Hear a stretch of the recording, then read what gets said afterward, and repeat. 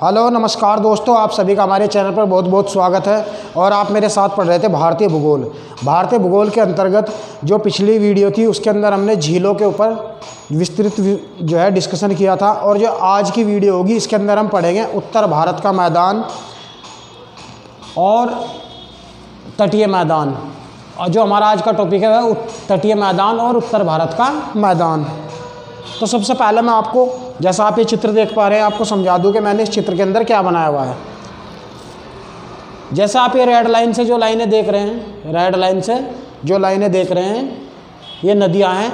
ये यहाँ पे जैसे मानसरोवर झील है, मानसरोवर झील तिब्बत के अंदर, यहाँ से 3 मुख्य नदियाँ निकलती हैं। जो ये पश्चिम दिशा में जा रही है इसको बोलते हैं सिंधु नदी, और यहीं से दूसरी महत्वपूर्ण नदी है सतलुज। और एक नदी जो है पूर्व दिशा की ओर बहती है, इसका नाम है ब्रह्मपुत्र नदी। और ये यहाँ से मुड़ जाती है, यहाँ एक पर्वत है नामचा बरवा, वहाँ से ये यू टर्न लेती है और दक्षिण की ओर मुड़कर जो असम घाटी से प्रवेश करते हुए फिर बांग्लादेश में बंगाल की खाड़ी में अपना जल गिराती है। और गंगोत्री से गंगा और यमुनोत्री से जो है, जो 2 लाइनें आप देख रहे हैं, गंगा और यमुना। यमुना जो है वो प्रयाग में, इलाहाबाद में गंगा के अंदर अपना संगम बनाती है, और बाद में ब्रह्मपुत्र के साथ मिलकर जो है ये भी बंगाल की खाड़ी के अंदर जो है अपना जल गिरा देती है। तो जैसे आप ये नीली पट्टी देख रहे हैं, यह उत्तर भारत का मैदान, उत्तर भारत का मैदान। और जो 2 ये लाइनें हैं, यह है नर्मदा नदी, ये तापी नदी, इधर एक गोदावरी नदी बनाई है मैंने, ये कृष्णा नदी, और ये कावेरी नदी। और ये हमारे तटीय क्षेत्र है, भारत का तटीय सीमा है, तटीय रेखा। और इधर ही अरब सागर और इधर बंगाल की खाड़ी है। और अगर हम उत्तर की बात करें, उत्तर में जो है गुजरात वाला जो क्षेत्र, गुजरात का जो उत्तरी क्षेत्र है, यहाँ पर कच्छ का रण, और जो इसका दक्षिण वाला क्षेत्र है इसको बोलते हैं काठियावाड़ क्षेत्र, काठियावाड़ क्षेत्र। तो हम बात करेंगे आज जो है, आज की जो वीडियो होगी उसके अंदर हम पढ़ेंगे पश्चिमी तटीय मैदान और पूर्वी तटीय मैदान, पश्चिमी तटीय मैदान और पूर्वी तटीय मैदान। तो दोस्तों चलो शुरू करते हैं आज की वीडियो। उससे पहले मेरी आप लोगों से एक गुजारिश है कि आप इस वीडियो को लाइक कर दें और हमारे चैनल को सब्सक्राइब जरूर कर लें, ठीक है। तो दोस्तों चलो शुरू करते हैं आज की वीडियो।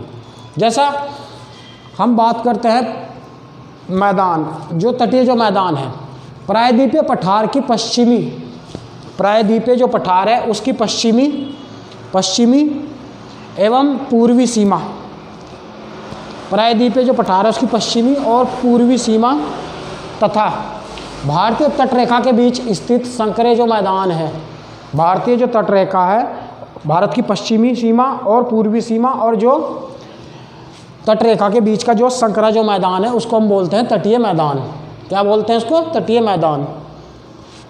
पश्चिमी तटरेखा तथा पश्चिमी घाट, जो पश्चिमी तटरेखा है तथा पश्चिमी घाट जो पर्वत है उसके बीच का जो मैदान है उसको हम बोलते हैं पश्चिमी तटीय मैदान, पश्चिमी तटीय मैदान। इसी प्रकार जो पूर्वी तटरेखा है, जैसा आप ये देख रहे हैं, पूर्वी तटरेखा तथा जो पूर्वी घाट पर्वत है जो इसके बीच का जो एरिया है ये, इसको बोलते हैं हम पूर्वी तटीय मैदान। क्या बोलते हैं इसको? पूर्वी तटीय मैदान।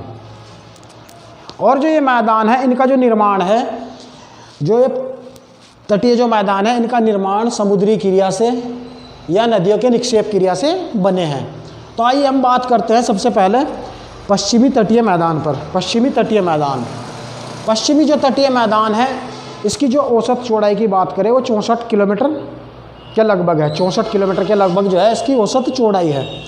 कहीं कहीं से संकरा है, कहीं कहीं से अधिक चौड़ा है। जैसे दक्षिण की ओर से और उत्तर की ओर से अधिक चौड़ा है और बीच में से संकरा है, बीच में से संकरा है। तो यहाँ पर कहीं कहीं पर इसकी जो चौड़ाई है वो अधिक हो जाती है और बीच में से लगभग यहाँ पर जैसे 50 किलोमीटर के आसपास ही रह जाती है। तो अगर हम इसके विस्तार की बात करें तो जो इसका जो विस्तार है पश्चिमी तटीय मैदान का, वो गुजरात के काठियावाड़, या आप यहाँ कह सकते हैं कि नर्मदा जो और तापी है इसके मुहावने से लेकर और दक्षिण दिशा में कन्याकुमारी तक, जो कैप कमोरिन है वहाँ तक है। इसका जो विस्तार है वो गुजरात से लेकर कन्याकुमारी तक है। धरातल और संरचनाओं की दृष्टि से इसे कई उपभागों में बांटा गया है, इसको कई उपभागों में बांटा गया है। और इसकी जो सबसे अधिक चौड़ाई है वो उत्तरी सिरे पर और दक्षिणी सिरे पर है और मध्य में संकरा है, मध्य से क्या है? संकरा है। और अगर सबसे अधिक चौड़ाई की बात करें तो जो इसकी चौड़ाई है वो नर्मदा व तापी नदी के मुहावने पर है। जैसा आप ये यहाँ पर इसकी सबसे अधिक चौड़ाई है पश्चिमी तटीय मैदान की। तो इसको अलग अलग नाम से जाना जाता है धरातलीय संरचना की दृष्टि से। जैसे गुजरात से लेकर गोवा तक, ये गुजरात है, यहाँ से लेकर गोवा तक, जैसा आप ये देख रहे हैं गोवा, गुजरात से लेकर गोवा तक जो तट है उसका नाम है कोंकण तट। क्या नाम है? कोंकण तट। गुजरात से गोवा तक कोंकण तट, और जिसकी लंबाई है 500 किलोमीटर। उसके बाद गोवा से लेकर और कर्नाटक में, कर्नाटक तक, गोवा से लेकर कर्नाटक यहाँ तक जो तट है उसको बोलते हैं कन्नड़ तट, कन्नड़ तट, और जो इसकी लंबाई है वो 225 किलोमीटर है।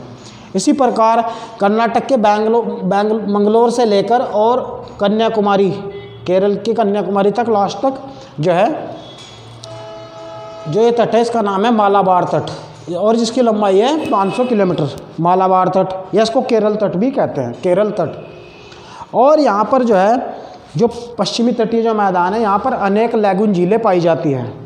यहाँ पर अनेक लैगून झीलें पाई जाती हैं। और जो मालाबार तट है इसका जो अधिकांश हिस्सा है वो केरल के अंतर्गत आता है। किसके अंतर्गत? केरल के। और जो ये लैगून झीलें होती हैं इनको स्थानीय भाषा में क्या कहते हैं? कयाल बोलते हैं। केरल में जो है लैगून झीलों को कयाल बोलते हैं, कयाल। आइए मैं आप लोगों को समझा देता हूँ थोड़ा सा यहाँ पे कि जो है लैगून झीलें क्या होती है और इनका निर्माण कैसे होता है।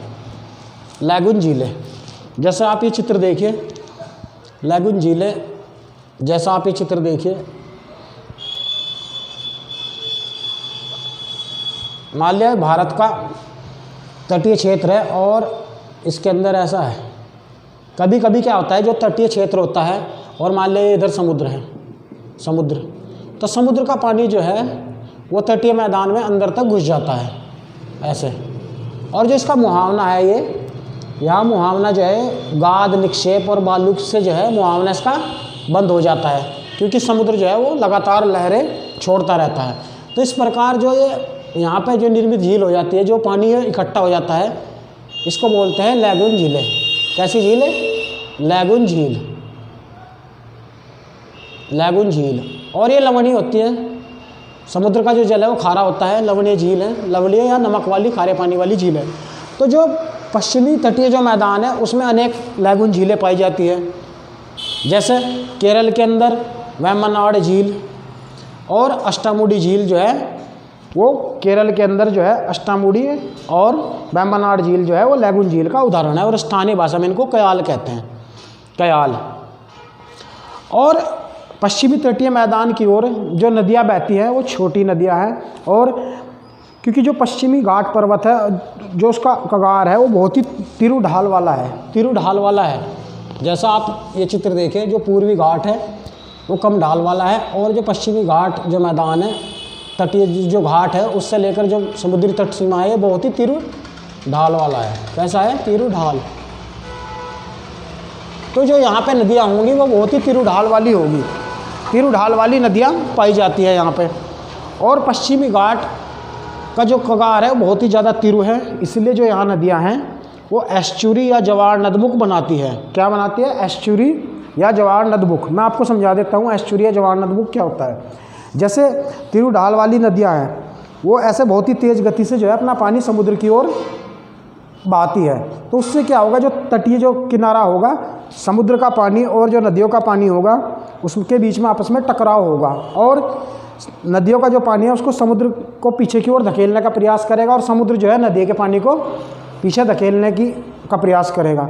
तो इससे क्या होगा, वहाँ पे बहुत ज़ोर से टकराहट होगी और बहुत शोर शराबा होगा, बहुत ही शोर वाला क्षेत्र होगा वो, और एक जवारीय स्थिति पैदा हो जाएगी। जवारीय स्थिति पानी से बार बार टकराने से, तो उससे क्या है, एक जवार नदमुख का निर्माण होगा और एक काफ़ी हलचल वाला क्षेत्र होता है, इसलिए जो वहाँ पे एक एस्चुरी का निर्माण हो जाता है, जवार नदमुख बोलते हैं उसको। और जितनी भी पश्चिमी तटीय मैदान वाली नदियाँ हैं वो जो है सभी जवारीय नदमुख बनाती है, और जो पूर्वी तटीय मैदान में जो नदियाँ बहती हैं वो डेल्टा बनाती है। क्या बनाती है? डेल्टा। डेल्टा मैं अभी समझाऊंगा कि डेल्टा क्या होता है।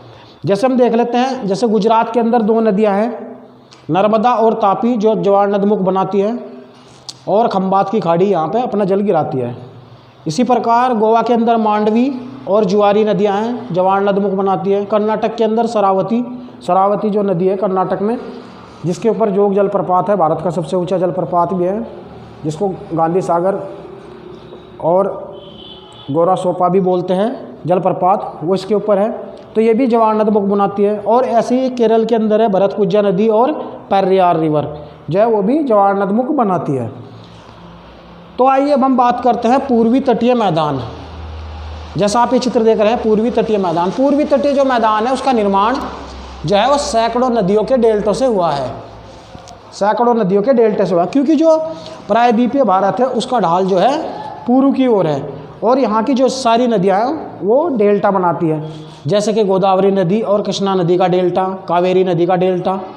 तो ज़्यादातर नदियाँ जो हैं, और उसने जो है जो इधर का जो मैदान है उसका निर्माण कर दिया है, और इसको भी अलग अलग नाम से जानते हैं हम। जैसे आप यहाँ चित्र में देख सकते हैं, जो उड़ीसा का पूर्वी तटीय मैदान है, उड़ीसा का जो पूर्वी तटीय मैदान है उसको बोलते हैं उत्कल तट। क्या बोलते हैं? उत्कल तट। और गोदावरी व कृष्णा के बीच का जो डेल्टाई क्षेत्र है आंध्र प्रदेश में, गोदावरी व कृष्णा के बीच स्थित मैदान को उत्तरी सरकार कहा जाता है, उत्तरी सरकार। और तमिलनाडु का जो तटीय मैदान है उसको बोलते हैं कोरोमंडल तट, कोरोमंडल तट। और अगर हम बात करें जो पूर्वी तटीय मैदान है उसकी सबसे अधिक जो चौड़ाई है वो तमिलनाडु के अंदर है, तमिलनाडु के अंदर। और जो इसका विस्तार है वो हुगली नदी से लेकर कैप कमोरिन तक है, पूर्वी तटीय मैदान का। इधर भी कुछ लैगून झीलें पाई जाती है, जैसे चिल्का झील है उड़ीसा के अंदर, यहाँ पे है उड़ीसा के अंदर चिल्का झील, लैगून झील है। और पुल्लिकट झील है आंध्र प्रदेश में, आंध्र प्रदेश में यहाँ पे एक झील मिलती है पुल्लिकट झील। पुल्लिकट झील की खास विशेषता क्या है कि पुल्लिकट झील के बीचों बीच जो है एक द्वीप पाया जाता है जिसको बोलते हैं हरिकोटा, हरिकोटा द्वीप। और उसी के अंदर भारत सरकार का श्री सतीश अनुसंधान केंद्र भी है, हरिकोटा द्वीप के अंदर वो पुल्लिकट जो झील है उसी के अंदर है। और ये तमिलनाडु और जो आंध्र प्रदेश की सीमा बनाती है, सीमा पर है तमिलनाडु, उसके दक्षिण में तमिलनाडु और उत्तर में जो है आंध्र प्रदेश है, उसकी सीमा भी बनाती है दोनों राज्यों की। और इसका जो अधिकार है इस झील पर जो है वो आंध्र प्रदेश का ही मुख्य इस पर अधिकार है। तो कुछ ये लैगून झीलें थी। और जो यहाँ की जो नदियाँ हैं वो ज़्यादातर जो है वो डेल्टा का निर्माण करती है। तो मैं आपको थोड़ा सा समझा देता हूँ कि डेल्टा क्या होता है। जैसे कि आप इधर देखिए, मैं आपको समझाता हूँ कि नदियाँ जो है वो डेल्टा कैसे बनाती है। जो पूर्वी तटीय मैदान में जो ज़्यादातर नदियाँ हैं वो डेल्टा का निर्माण करती है। जैसे कोई नदी है वो ऐसे बहती है, तो इधर की जो ज़्यादा नदियाँ हैं वो रेंग रेंग कर बहती है, और उसका जो पानी है वो जो है कम स्पीड वाला है। पश्चिमी घाट तट की नदियाँ हैं जो, उसकी अपेक्षा यहाँ की नदियाँ जो है वो धीमी गति वाली है। कैसी है? धीमी गति वाली। तो जब जो नदी है वो समुद्र तट तक पहुँचते पहुँचते जो है उसका जो पानी है वो रेंगने लगता है, और समुद्र तक जो आते आते जो है नदियाँ जो है सैकड़ों धाराओं में बट जाती है। इस तरह कितनी धाराओं में? सैकड़ों धाराओं में। और ये अपने साथ मान लिया समुद्र तट है, तो यहाँ पे ऐसे नदी ऐसे बहने लगती है समुद्र तट के पास पहुँचते पहुँचते। और जो नदी का जल है, जो नदी का जो जल है वो सैकड़ों धाराओं में अलग अलग बट जाता है, और नदी अपने साथ लगातार जो है मिट्टी, बालू, डेल्टा आदि निक्षेप जो है बहाकर लाती रहती है और समुद्र तट की ओर बढ़ती रहती है। तो इससे क्या होगा, ये लगातार उभरा हुआ क्षेत्र यहाँ पर बन जाता है, और इसकी जो आकृति होती है डेल्टे की तरह होती है, इसलिए इसको हम बोलते हैं डेल्टा। डेल्टा जो है वो लगातार बढ़ता रहता है, लगातार समुद्र की ओर इसका विस्तार ऐसे होता रहता है डेल्टा का। तो जितनी भी पूर्वी तटीय मैदान की तरफ जितनी भी नदियाँ बहती है वो सभी डेल्टा बनाती है। समझ गए आप डेल्टा? मुझे उम्मीद है आप समझ गए होंगे डेल्टा क्या होता है। जो नदियाँ जो है समुद्र में मिलने से पहले धीरे धीरे अपनी गति को मंद कर देती है, और समुद्र तट में मिलने से जो पहले अनेक धाराओं में बह जाती है, और उनके साथ मिट्टी, अक्षेप, निक्षेप वगैरह जो है वो बहकर जाता है गाद, और उससे जो है वो डेल्टा का निर्माण करती रहती है। तो दोस्तों आज की जो वीडियो थी इसके अंदर हमने पढ़ा पश्चिमी तटीय मैदान और पूर्वी तटीय मैदान, और जो ये गंगा और यमुना का जो तटीय जो मैदान है गंगा और यमुना के जो बीच का जो क्षेत्र है इसको बोलते हैं दोआब क्षेत्र। ये बहुत ही उपजाऊ क्षेत्र है। इसी प्रकार जैसे गोदावरी और कृष्णा के जो बीच का जो क्षेत्र है इसको भी दोआब क्षेत्र है। यहाँ पर कृष्णा और गोदावरी में जो है धान की खेती काफ़ी की जाती है और ये बहुत ही उपजाऊ मिट्टी वाला क्षेत्र होता है। तो हिमालय के दक्षिण में लगातार जो है उत्तर भारत का मैदान पाया जाता है। उसका जो गिरिपाद क्षेत्र है यहाँ पे जो है उत्तर भारत का मैदान पाया जाता है।